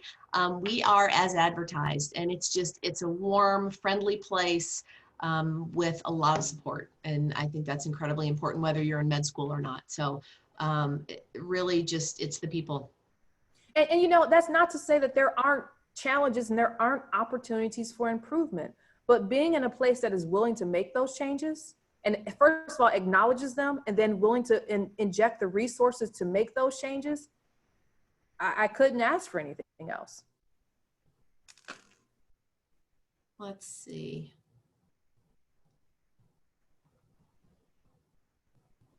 So it says, I've been reflecting on this school's diversity secondary essay question for a while. What does diversity mean to you guys? Anything in particular Ohio looks for in answering these prompts? I think I've kind of expressed my points on diversity, so I won't, you know, belabor that point. But I think everyone has different paths, period. And so there is no right or wrong answer. I think some answers can be more thoughtful, but there is no right or wrong answer. We just want you to be aware of the fact of what you're getting yourself into. Like these are the things that we value as an institution. And if it's something you hadn't thought of before, maybe this is an opportunity for you to think about it, but there are no right or wrong answers. It's just, and I think it's even more important because you can't come here to actually feel what it's like. And so having that opportunity to reflect on that question, there is no right or wrong. Dr. Rankin, here's a good one for you. Could you describe clinical opportunities for students during the first 2 years of medical school? Sure. When I was a medical student, the first 2 years where you study, and then Med 3 is when you actually saw a real physical patient. Our curriculum is not set up like that. You actually see patients during Med 1, which that experience of seeing patients, we teach you physical exam, we talk about communication, but the patients see you as their doctor in training. They don't realize that you're like, please don't ask me anything because I don't have a clue, but they see you as their doctor. And so you get that experience very early on in Med 1, and that is continued. You have clinic every other week for which you actually go see patients in a particular clinic. And so you get to understand the basics of, oh, this is my stethoscope. This is how I actually put it on. These are the bell and the drum, and this is what I use to listen to. And when you put your stethoscope on that patient for the first probably 10 times, you won't have a clue what you're listening to, but you learn over time, okay? And so it's just that early clinical exposure, which I think is an added benefit for our curriculum. In addition, we didn't even talk about the whole host of service opportunities that you have as a medical student. There are several free clinics within our hospital system that our students truly enjoy volunteering at because it gives them an opportunity to practice the reasons why you went to medical school, to take care of patients and to see people and to help people. And so opportunities at free clinics, opportunities and required clinical exposure beginning Med 1 and then continued on. And so then when Med 3 rolls around, you're entering into the wards and we have a standardized expectations that you'll get all of your core clinical experiences, family medicine, internal medicine, surgery, OB-GYN, psychiatry, neurology, all those are considered part of your Med 3 curriculum, and as well as pediatrics. And so you'll spend time in each of those blocks rotating so that you get exposure to what we consider to be the core components of clinical medicine. Is discussing a journey and overcoming something or navigating an ongoing mental illness and how that pushed us into medicine considered controversial? No, and this particular person says it explains a large part of who I've become. And no, that's why it's not controversial, because it's part of your story. It's part of who you are. And we appreciate that experience. So I don't think it's controversial. And then the second question is an upward trend in metrics truly valued? And I would say absolutely. When we see someone that maybe struggled or their grade point is on the lower end, that's the first question we ask. Was there an upward trend? Because we get it. Not everybody went off to college and came home with perfect grades their first semester. So we expect that, and that's fine. Gap years are welcome. I think I answered that already. MCAT scheduled for September. Will this put you at a disadvantage? No, because we are going to be intentional this cycle. We know that the last dates that the AAMC will report MCAT scores will be later in October. And so we will make sure that we go back through all those applications that have intended dates that may not have had an MCAT. We will make sure that your application is make sure it didn't fall through the cracks. So no problems there. How do you view post-bag graduate program courses? Do you lump them into the total BCPM or does it stay separate? I believe your post-bag grades would go into your cumulative BCPM. So it's AMCAS does everything, you know, everybody, it's the same for everyone. So I believe your post-bag does go into your, it gets lumped in with your undergraduate BCPM to become your cumulative. It says, what undergraduate research volunteering opportunities would you recommend for student athletes that do not have ample time to volunteer regularly in order to make their application stand out? I think that it is important to have some experiences in those categories. And so do what you are passionate about. So that way it doesn't feel like you are doing something just for the sake of checking off a box. So, and we do with athletes, we know they have less time. We get that. As well as people who play in the orchestra or, you know, all those other things. It's not just athletes. We realize, you know, people that are working full time to put themselves through school also have less time. So again, take the MCAT when you're ready. We are being flexible in this admission cycle to ensure that we know that it's not your fault that you couldn't take your MCAT. That's it, and we're just being flexible. Oh, here's a question, and hopefully Nicole can answer this. Can this recording be found anywhere? So I'm hoping she can send a message to all of us to let us know how to get it afterwards, because this is being recorded. Does Ohio State look at composite MCAT as compared to dissecting each of the sections? We look at the entire report. We look at you in total. We look at everything, grade trends, repeated grades, MCAT in total, and the component scores. Does the LSI curriculum allow for interdisciplinary contact with pharmacy students? And it says in class, not in class, but absolutely interdisciplinary contact with the nursing students, with the pharm students. And that's the beauty of us having the 7 health sciences, not only even on the same campus, but within, I don't know, I couldn't throw a rock that far, but yeah, I could hit at least a couple of them even with my arm. So optometry is right across the street. It's great to have all those resources. They're right here. Maybe a pitching wedge I could hit it probably with, but.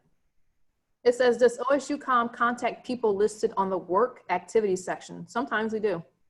Yeah, if we need to verify something, we will. And this is why we give the applications the attention they need, and so we can't rush the process.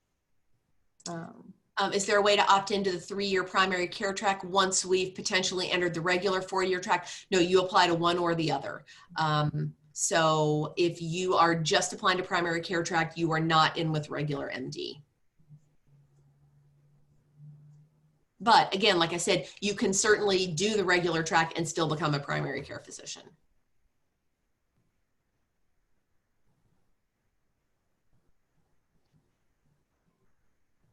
Well, there's lots of gratitude here. I appreciate your comments, guys. Oh, here's a good one for you, Dr. Rankin. I was wondering what opportunities students have to work with underserved populations, underserved areas. Oh, and also are away rotations abroad an option during Med 3 and Med 4? And abroad is not an option, as I understand. Not right now, no. We have to keep our students safe. So the question said, opportunities to interact with underserved. Mm-hmm.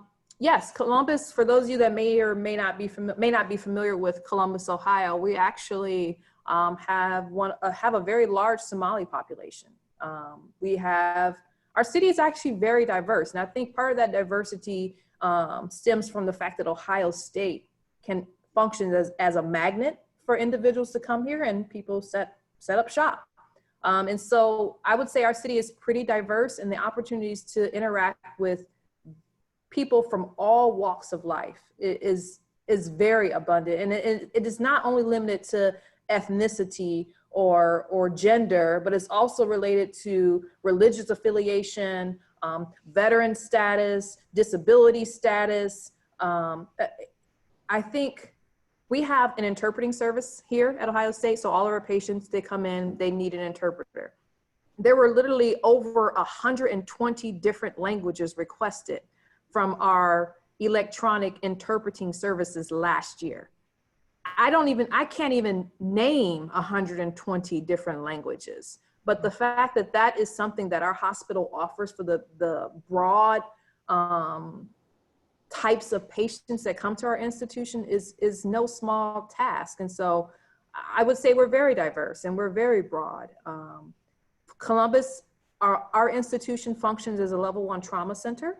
It's a tertiary care center. It is a referral center. All of the patients that are in the Ohio prisons actually come to Ohio State for their care and their surgeries. And so we're very diverse and very, very broad here.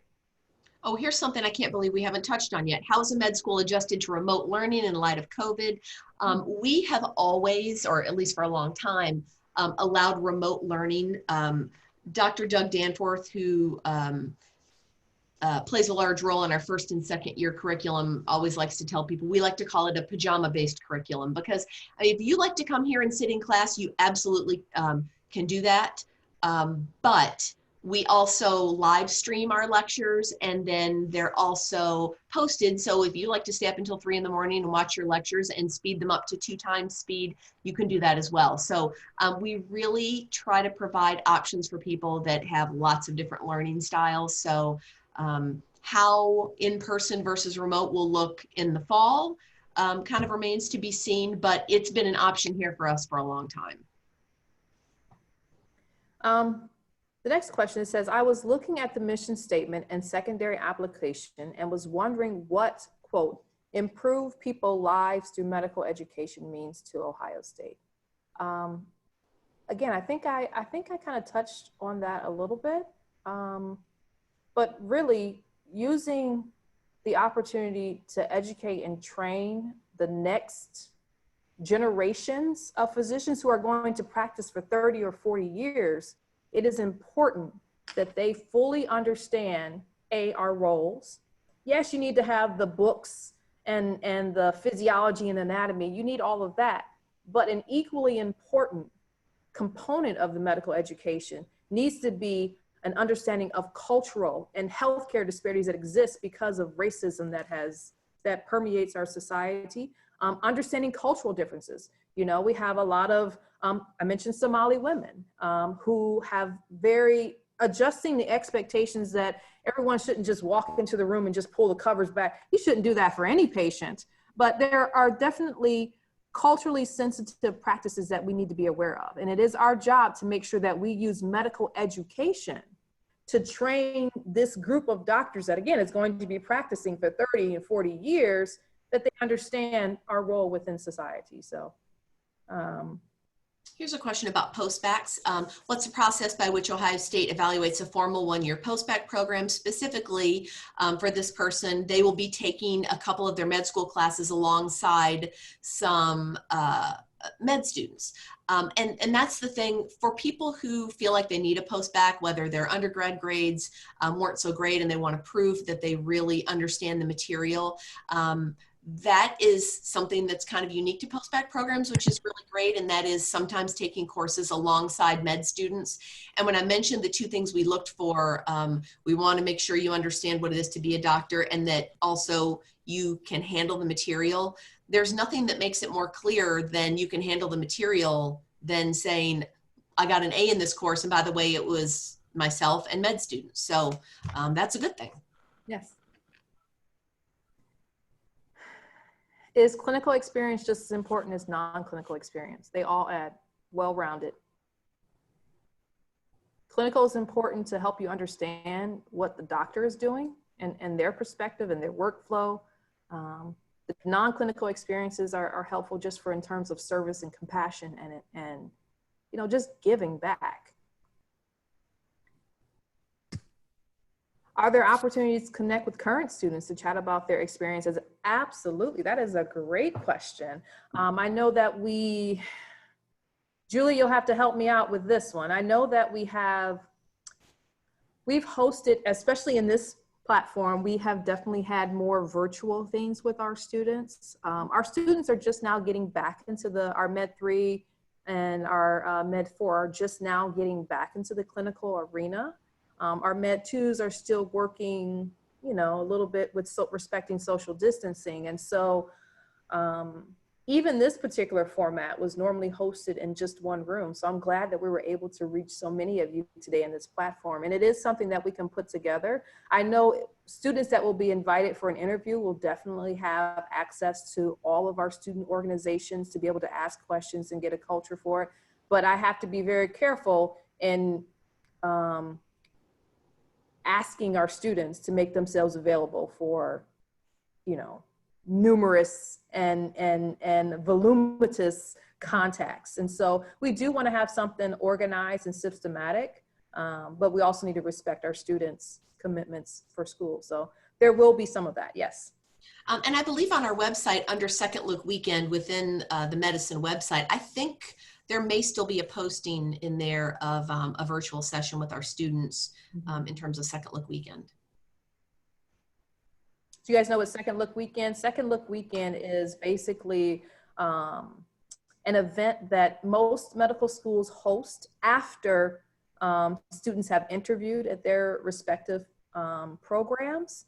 And it's usually held at the end of the interview season, right before you make that decision where you're going to go to medical school.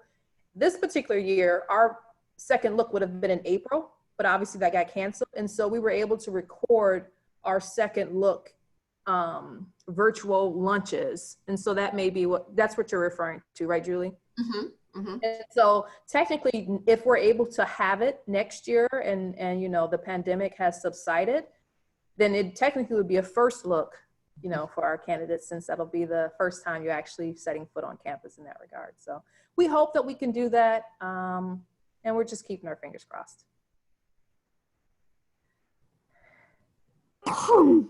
It looks like Taylor has a question. Sorry. Yeah, there's the link. Raise my hand. I thought maybe I would turn my mic on to ask a question. Sure. I was wondering if you have actual coursework or seminars on cultural sensitivities or ways for the students to really learn how to interact with people of different cultures successfully in the clinic. We do have some resources, but we are expanding those resources. We make sure that not only are our faculty trained on implicit association and implicit biases and ways to mitigate them, all of our students are as well. But we are expanding. We're expanding our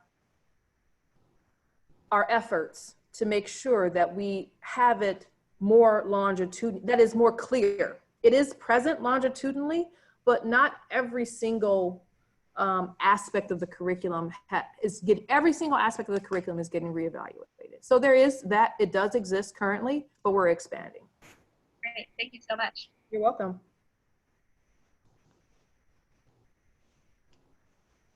I think we did a pretty good job. I think we've got through this. Well, it says, does it help to mention, wait, I lost something.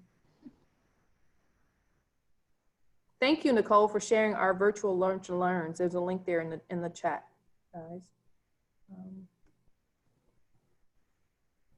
So I think I lost a question here.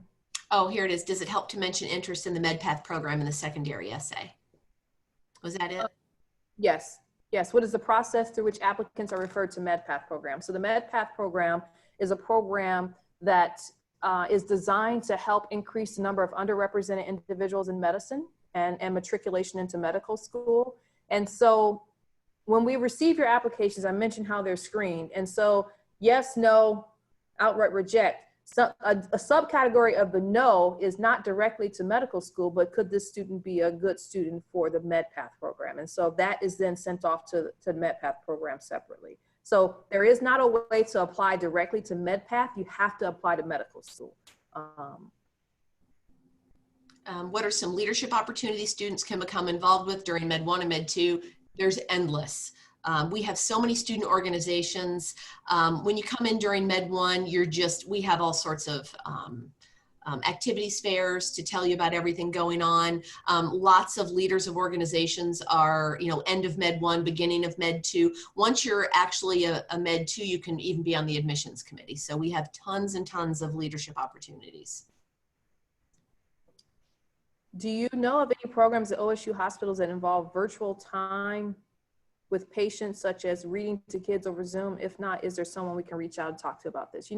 I think we're definitely in a space where I think a lot of people have pivoted to virtual alternatives. I don't think we're in a space where we know collectively what everyone is doing. And so I personally am not aware, but I know that there are things going on. I just don't know who's doing what, because we haven't really had an opportunity to collectively say, hey, instead of, a lot of people have been working in silos when it comes to this, because everyone had to make a pivot and everything has not been combined into one